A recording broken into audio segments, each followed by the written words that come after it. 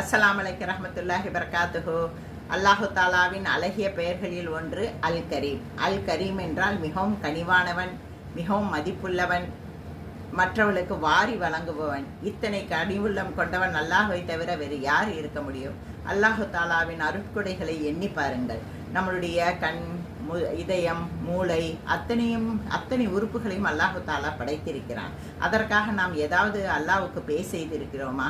அல்லாஹு தாலா தன் அருட்கொடைகளை எந்த ஒரு நிபந்தனை பெறும் அவன் கொடுத்தது கிடையாது.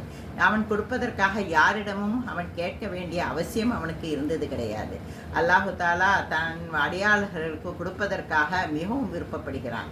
தன்னை நம்புபவர்களாகட்டும், தன் மீது ஈமான் இல்லாதவர், நம்பிக்கை இல்லாதவர்களாகட்டும், தன்னிடம் கேட்பவர்களாகட்டும், எல்லாருக்கும் அல்லாஹு தாலா வாரி வழங்குகிறான்.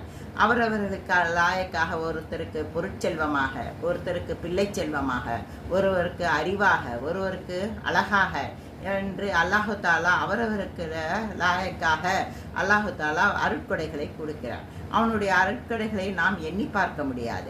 இரவும் பகலும் அவன் எல்லா அருட்கொடையும் நமக்காக கொடுக்கிறான். இதனால் அவனுக்கு எந்த லாபமும் கிடையாது. நாம் உயிர் வாழ்வதற்கும், நம்மளுக்கு இன்றியமையாத இந்த தேவைகளுக்காகவும், நம்மளுடைய அன்றாட வாழ்க்கைக்காகவும், அவசியத்திற்காக உதவுவதற்காக அல்லாஹு தாலா அத்தனை அருட்கொடைகளையும் நமக்கு வாரி வழங்குகிறான். இதை நாம் உண்மையாக உணர வேண்டும்.